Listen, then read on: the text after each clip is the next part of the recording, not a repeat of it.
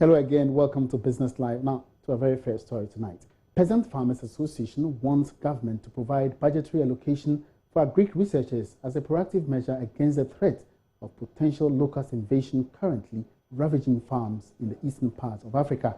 According to the program's director of the Peasant Farmers Association, Charles Nyaba, this is crucial to safeguard investor confidence in the agribusiness sector. So far, the Food and Agriculture Organization estimated that 70,000 hectares of crops in Kenya and around 30,000 hectares in Ethiopia had been infested by swarms of locusts. The attack included coffee and tea crops that account for approximately 30% of Ethiopia's export. According to the United Nations, the East African region could be on the verge of food crisis if the huge swarms of locusts devouring crops and pasture are not brought under control. The FAO says the insects are breeding so fast that numbers could grow 500 times by June. According to the program's director for the Peasant Farmers Association, government must start making budgetary allocation to ready for any possible invasion locally. Our scientists, led by SARI, CSIR, they have to start. They should visit those places and find out the measures they are putting in place to contain them, so that they can also come back and then put their equipment ready. And then governments also prepare in terms of budget to support them to be able to start researching and then in intervention to reduce that. Look, there is so much attention in agriculture, and different people, investors, both domestic and foreigners, are showing interest in investing in the Ghanaian agriculture. Things like this are things that can take us a step back. So I think we need to work hard to give people confidence that even in the event of this unforeseen risks, there is always a way out. Otherwise, it won't be good for all of us. Failure to tackle it, according to the program's director, could have devastating effect should the locust invade farms in the country. Locust infestation is just like bushfire. From the little literature I've reviewed, so that they invade your farm and within the next 3 days, everything is gone. They chop every green leaf on the farm, so you lose the entire farm. The current infestation has been described as the worst desert locust infestation in 70 years. For Joy Business, Sheila Tamaklo reporting. Let's still do some Greek stories. Now, Tyne district within the Bono region, is stepping up efforts to maximize influence of Cashew on revenue mobilization in the area.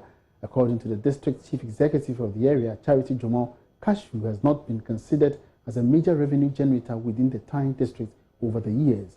Charity Jomo, who was addressing the media at Nsoko, the district capital, stated her administration has realized the potential of Cashew revenue, hence the decision to make it a priority. JoyNews' Nesta Kafuya Juma has more in the following report. Over the years, stakeholders in Ghana's cashew sector have been working to expand, modernize and transform the industry into a significant foreign exchange earner, creating jobs and substantial wealth for Ghanaians. Institutions such as the Ghana Export Promotion Authority and the Cashew Industry Association of Ghana have collaborated effectively to making cashew a leading revenue generator across the country. At the local level, DCE for Tyne in the Bono region, Charity Jomo, says more innovative ways have been devised to closely monitor revenue from cashew within the area. The revenue from cashew had no impact on the district assembly because, as I said, measures were not put in place. They will go and sell it to SAMPA. SAMPA will take the statistics, the data, and even the revenue. We started serious revenue collection last year. We made a significant improvement. When you look at the graph, you realize that during the cashew season, it peaked and then came back to normal again. Apart from cashew revenue, the rest of the revenue that we get here, the IGF, is really insignificant because the trading activities is not that brisk. Charity Jomo says the District Assembly will continue to work closely with all stakeholders to enhance cashew production as well as maximize revenue from the sale of the commodity. To this end, farmers are being supported with free improved cashew seedlings to make sure their cashew nuts from the area meet international standards. Nesta Kafuya Juma's report. In other stories tonight, government has reiterated it is committed to reviving the once vibrant car assembling and parts manufacturing company, New Plan Ghana Limited. The reassurance comes after management of the company met with the State Interest and Governance Authority, SIGA, to find a lasting solution on how to revive the ailing company. CEO of SIGA, Stephen Asamoah Boateng, after the meeting, told Joy Business the state may be considering diluting part of its shares to allow for restructuring of New Plan. We've met them several times. Yesterday, we met them, myself and the Minister for Trade and Industry. We met the president of the minority group from Paris, who's in the country now. He put together a proposal, but basically, I think he wants to capitalize the company. But as a minority, he needs our support. So we are working together with him how to restructure the shareholding arrangement. If it means government must give up some shares to make them become the bigger shareholder and for them to capitalize better, fine. Or if it means we still hold on to our shares and then find the extra resource to make the new plan work, then fine. Because really, if there's a bigger automobile industry going on, then we must also play a key role. And in fact, they can build the chassis and assemble the thing in Kumasi and Accra. I hear even Cape Coast is even putting up a case for New Plan to come and build. In that case, then we can then provide the resources for them to import the parts and build and then service the needs of like metro mass transport or intercity STC, and even the schools and colleges to build for buses and all the and trucks. So those are the areas that we're looking at. Yesterday was a very fruitful meeting, and we are sure that the company is not going to go down and that the workers there must feel comfortable that the shareholder as a government is also playing this part, and hopefully we should put in the resources. So two key things we discussed yesterday and to work on are the shareholding structure, and which I said we would look at whether to dilute our shares and let them have a bigger share so they can capitalize it, or we come up with the money and capitalize it. Let's turn attention to petroleum. Now, the Executive Secretary of the Chamber of Petroleum Consumers Ghana, Duncan Amoah, has hinted that oil prices on the international market will continue to drop further in the coming months. He was, however, of the view that oil marketing companies cannot be blamed entirely for the insignificant reduction at the fuel pumps during the second pricing window of February. Duncan Amoah was reacting to some claims that oil marketing companies have not reduced their prices well enough to conform with marked reduction in the prices of crude on the international market. Over the weekend, former CEO of the Ghana National Petroleum Corporation, Alex Mode, criticized government for not ensuring that petroleum prices were reduced significantly. According to Mr. Mode, gold's percentage price drop is insignificant as the price of oil on the international market has fallen hugely. He tweeted that oil prices are down 7.5%, while the cedi has appreciated from 5.7 to 5.3, nearly 7.5%. He was not happy because fuel prices reduced by less than 0.2%, which did not reflect the true margins. But the Executive Secretary of Chamber of Petroleum Consumers Ghana, Duncan Amoah, in an interview with Joy Business, outlined some facts. Sincerely apologize for the poor quality of sound on that story. Now, moving on, Ghana's Higher Education Partnerships in Sub-Saharan Africa is partnering the Royal Academy of Engineering UK for a groundbreaking project to bring academia and industry closer for skills utilization in Africa. The initiative, dubbed Manufacturing Hub for Closing the Skills Gap Between Academia and Industry, will realize local design and manufacture of prototypes. It will also emphasize the development of shared course materials on agricultural machinery. In a speech read on his behalf, Vice Chancellor of the University of Science and Technology, Professor Cashew cited the project objectives in line with the university's mission. The above goal and objectives align well with the vision and mission of KNUST, which include providing an environment for teaching, research and entrepreneurship training in science and technology, and producing high-caliber graduates with knowledge and expertise to support the industrial and social economic development of Ghana and beyond. They are also in sync with our core values, which include leadership in innovation and technology, culture of excellence, diversity and equal opportunity for all, and integrity and stewardship of resources. The KNUST has a rich collaboration history with many universities, both in Ghana and outside. The current initiative is a classic example of that tradition, as are our collaborations with several technical universities in Ghana with regard to the development and running of Master of Technology programs. Likewise, in an equal measure, the KNUST has a long history of mutual beneficial collaboration with industry, which backs up the training we offer to our engineering and other students. The collaboration with industry is critical for skills development, adoption of project outcomes, promotion of entrepreneurship and innovation commercialization. Country Project Coordinator, Professor Samuel Saki of KNUST Technology Consultancy Center, is so full of improvement in student capacity in design and manufacturing. Well, this project is about helping to build the capabilities of our students in engineering, design, and manufacturing. What does it sit like, what should we expect? No, at the end of the day, our students should be able to design well. They should be able to also manufacture well. The Royal Academy of Engineering, UK, will fund the project. Professor Rick Greenoff is Professor of Energy Systems, De Montfort University, UK.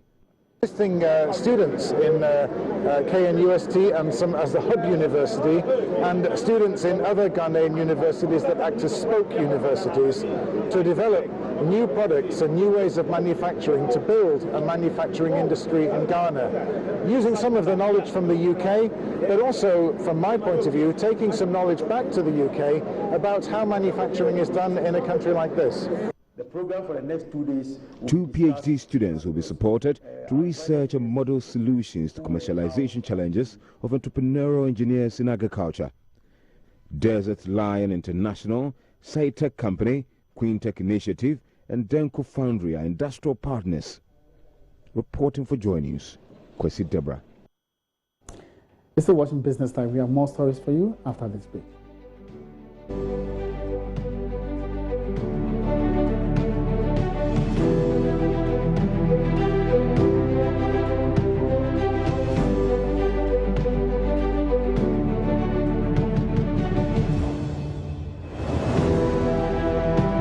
Welcome back. Now, the evolution of technology has consistently been attributed to many job losses across the globe. But the chief executive of MTN Ghana, Selon Adadivo, has rejected such claims. He believes the emergence of technology only seeks to complement and modernize existing jobs. Mr. Adadivo spoke to Joy Business at the Chartered Institute of Marketing Ghana evening with personality. We saw the World Economic Forum estimate 3 million new jobs in less than another 5 to 10 years. Those jobs are coming from somewhere. So yes, for traditional roles today, they are changing. I talked about 15 roles that someone shared with me recently on jobs that didn't exist when I was in university 15, 20 years ago. The world is changing.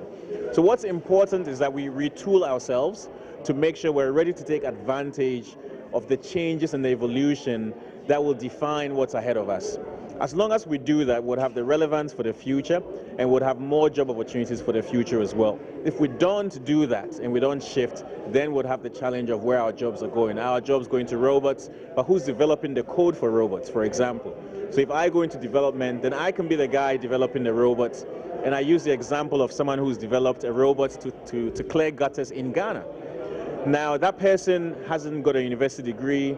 They've learned how to weld, and through welding decided to put equipment and coding into the welded robots that can actually go and clear gutters for us. So the number of innovations, but this is really how the world is changing today. Another example, someone's car broke down, there was no fitter around.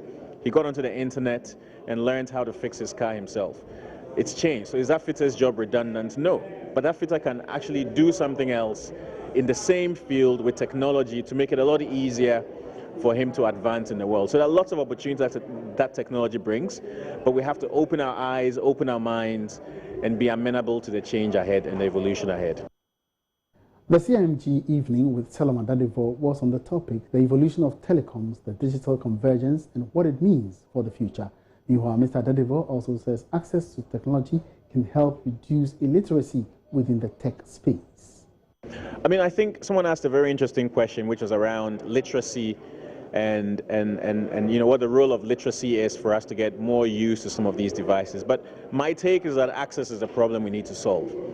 Access will solve 90% of the problems with technology, because the earlier you have technology in your hands, the more comfortable you get as you grow older. There are a lot of people today who are driving and flying drones all over the place who have zero education, no university degree. But guess what? As kids, they're playing with what's it called, joysticks, playing games online and doing all these things. And they've used that same experience to now be flying drones all over the place. So again, access. These guys had access to something that others didn't have managed to learn how to transfer those skills into something more productive for them, which have now become jobs. So access for me is a problem we have to solve. We have to get devices into everyone's hands. They have to get these devices very quickly. Of course, we have to have the network and the connectivity so that they can actually use the tools that are available. But access is the biggest area we have a problem today. Receiver for the defunct financial institutions has outlined modalities for payments of claims of depositors. This follows a directive by President Akufo-Addo that payments should start from today. George Rafi has more in the following report. According to the receiver, all the said payments shall be made through branches of Consolidated Bank Ghana across the country. Based on information provided by the receiver, Consolidated Bank will then open new accounts for all the depositors whose claims have been validated and agreed in receivership for the liquidated financial institutions.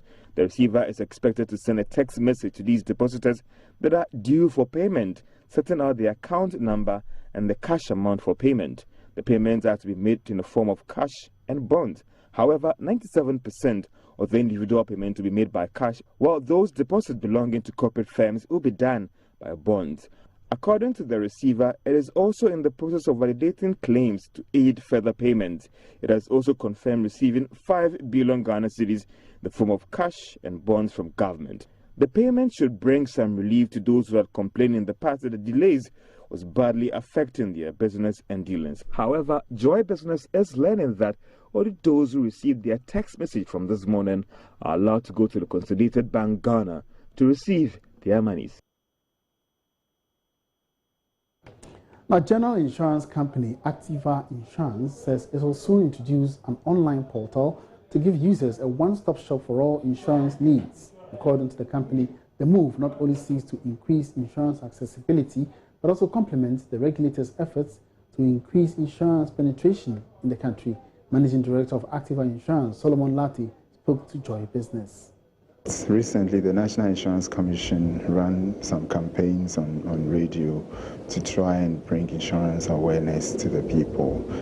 I think it was the GI, the Ghana Insurance Association, that did that. There are other organizations lobbying to get insurance into the school curriculum. And I believe that all these things are working towards ensuring an increment in insurance penetration. On our part, we are also doing a few things. Whenever we get the opportunity, we try to educate people about insurance. We sponsor events that put the name of insurance out there. So we are doing many things in that direction. So talking about doing many things in that direction, I also understand that Activa is looking at coming up with an online portal that seeks to provide a 360 service to the clients out there. Can you shed more light on this portal? Yes, that's a very exciting thing we are doing. Before I go on to talk about the Activa online portal, the National Insurance Commission has also launched a motor insurance database that ensures that all motor businesses are written from one source. That is aimed at, first of all, preventing undercutting and also removing fake insurance from the system, which is a very good move. On our part as Activa, we are bringing out an insurance portal that allows people to buy insurance directly from the comfort of their homes, offices, on the go. So you can go sit behind your computer, type www.activa-ghana.com, get a quotation, buy insurance, pay with your Visa, MasterCard, or mobile money, and even access insurance premium finance online, because we have partnerships with some financial institutions that will provide loans for payments of premiums. So that's a very exciting thing we are launching, and we believe that this will be a game changer for people in Ghana. There's a USSD that allows a short code to be used to purchase insurance. There's also the app that you download and you can get insurance. From all these sources, you can also manage your claim. So you track your policy, track claims. If you have a claim, you go online. There are specific garages that you can work with. You can lodge your claim online and follow it. Some claims will be settled immediately, same day. Others, if they are complex, will go through the process and get them settled. So exciting times in Ghana. And that will be it for Business Line tonight with me, Emmanuel Abuaji. We have more business when you log on to myjoyonline.com/business. Have a good evening.